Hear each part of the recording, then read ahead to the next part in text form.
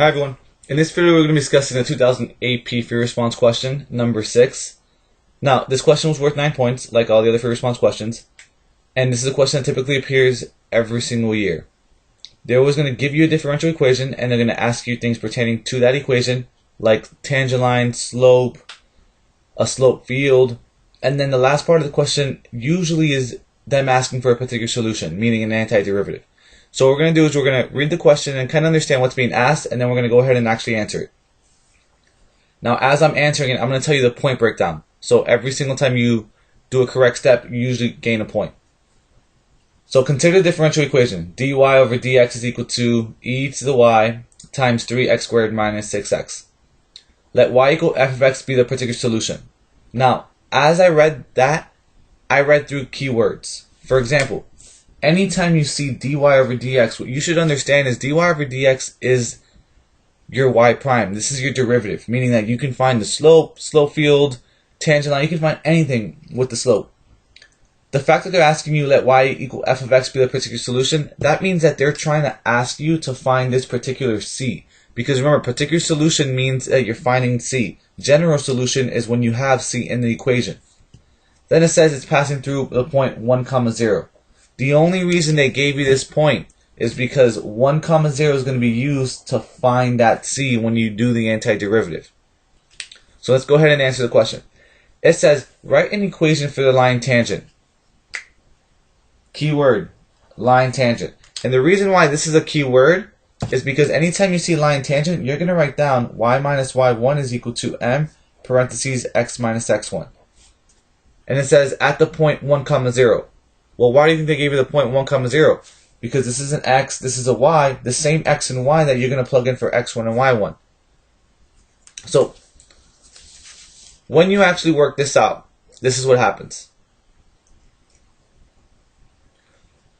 You know that you have to find y minus y1 equals m parentheses x minus x1. And you know that they gave you a point 1, 0. So what you're going to do is you're going to go ahead and plug that in. So my y is 0, so technically y minus 0, I'll go ahead and write it out, m parentheses x minus 1. Now the next thing is, well, you're missing the m. So in order to find the m, you have to be able to find the derivative. But luckily they gave you the derivative. And they're normally going to always give you the derivative. So what you're going to do is to find the slope, you're going to take 1, 0, and you're going to go ahead and plug it in.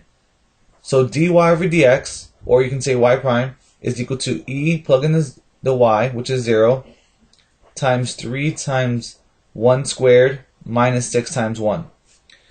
Then go ahead and work it out. Now when you work it out, e to the 0 is 1. Remember, anything to the 0 power is 1. So it's going to be 1 times 3 minus 6, which is just simply going to be negative 3. So that means that the slope at 1, 0 is negative 3. So I'm going to take this negative 3, I'm going to go ahead and plug it into m. And that's going to give me y minus y equals to negative 3 parentheses x minus 1. And that right there is how I find my tangent line. So by doing that, you went ahead and you found 2 points. 1 point for finding the slope and 1 point for actually creating the tangent line. Now the next point is they're asking you to approximate f of 1.2. So it says use that tangent line to approximate f of 1.2. What tangent line? The one that you just found. So you're going to go ahead and plug in 1.2 into the x. So f of 1.2 is going to equal to negative 3 times 1.2 minus 1. Now you got to remember, the fact that this is number 6 is on the non-calculated portion, but the numbers that they're going to give you, you can work with. 1 minus 2 is 0.2, so this is just simply negative 3 times 0.2, which is going to equal to negative 0.6. And then once you have that, this is your approximation. This is also a linear approximation at f of 1.2. And that's it. And you gained yourself 1 extra point. So for that question as of right now for part 8, you just got yourself 3 points if you're able to do all these steps. Find the slope, find the tangent line, as well as approximate at 1.2. Now the next part of the question is asking you to find a particular solution. Now you have to remember, particular solution is a key word. Remember, particular solution helps you find this c. So anytime you read particular solution, you have to find the c. Well, how do I find a c? The only time that you add a c is by adding an antiderivative. So what we're going to do is we're going to go ahead and find the antiderivative. So when we find the antiderivative, this is what you have to remember. And this was chapter 6 in your book normally, when you have to apply differential equations and find the particular solution. So what you're going to first do is you're going to write out dy over dx is equal to e to the y parentheses 3x squared minus 6x. Now the reason why this is a little bit complicated is the fact that you have a y and an x on the same side. You can't have that. Calculus said that if you want to integrate two variables, they have to be on separate sides. So what you're going to do is you're going to take this dx and you're going to kind of cross multiply. You're going to bring it over here, which is going to be dy is equal to e to the y parentheses 3x squared minus 6x dx. Now this looks good because this has dx, this has dx. The only thing that's missing is this y. This should not be here because all of these are in respect to x. So the only thing is I have to bring this y over here. So because it's being multiplied, I'm going to divide it out. So that's going to give me dy over e to the y equals to parentheses 3x squared minus 6x parentheses close it dx. Now once you have them on the same side, this allows us to actually integrate it. So I'm going to go ahead and integrate this. I'm going to integrate the left side, I'm going to integrate the right side. Now by integrating both sides, you're actually going to gain yourself a point. So on the left side, if I block the right side, we all have done the antiderivative of 1 over e to the y. And we've also said that e to the y can never, or e to the x, e to any power can never be on the bottom. If there's 1, you have to bring it to the top. So the only way I have to bring it to the top is by making it e to the negative y dy equals 2. And then I'll just rewrite the right side. I'll drop the parentheses. I don't really need them. And then you have to say, okay, what is the antiderivative of e to the negative y?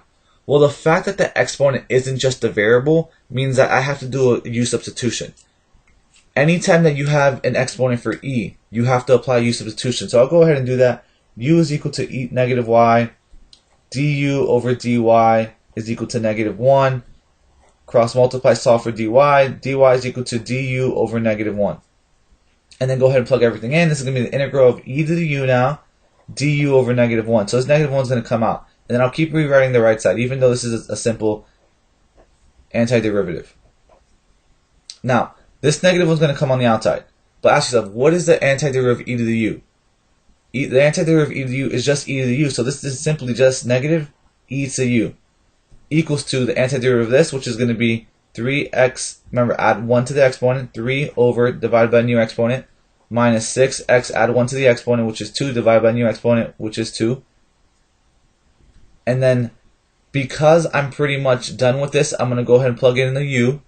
And when I go ahead and plug in the u, this is what's going to happen. I'm going to get negative e, what's your u? Negative y, equals to, simplify, x cubed minus 3x squared. And that's your antiderivative. So if you're able to do that, you get 2 points. Now, since I'm done, I'm going to go ahead and plug in the c at the end. And my next step is, this is my antiderivative. This is my general solution. So we want to find our particular solution. Remember, particular solution is finding this c. How can we find the c? They have to give us a coordinate. What coordinate did they give us? They gave us 1, 0. So what we're going to do is we're going to go ahead and plug in that 1, 0 into the x and the y. So when you plug it in, you're going to get negative e to the 0, which you should already know that's 1. But since it's negative, it's going to be negative 1. 1 cubed minus 3 times 1 squared plus c. This is going to be negative 1 equals to 1 cubed minus 3 technically is just going to be negative 2 plus c. And when you go ahead and solve it, c is going to equal to 1. And you just went ahead and found your c. But that is not your particular solution, because you have to remember, particular solution is you plugging in that c back in. So then this is going to be rewritten as negative e to negative y equals to x cubed minus 3x squared plus 1.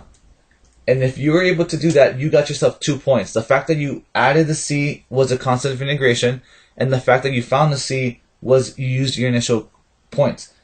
So out of the 6 remaining points, because remember 3 was for part A, 6 was for part B, we got 5 points. Now the last point typically is always going to be asked to find y, get y by itself. Now this is just algebra. How do we get y by itself? Well, to get y by itself, what we're going to end up doing is I have to first get rid of this negative. So I'm going to technically divide everything by negative 1, negative 1, negative 1, negative 1. This is going to be e to negative y is equal to negative x cubed plus 3x squared minus 1. And then your next step is, okay, well, how do I get rid of an e? Well, pre-calculus or algebra taught us that in order to get rid of an e, you have to multiply both sides by ln. And by doing that, this is going to take me to negative y equals to ln parentheses negative x cubed plus 3x squared minus 1. So we almost have y by itself. Our last thing is to get rid of that negative. Remember, get rid of a negative, just technically divide by negative 1. Or just flip all the other signs on the outside.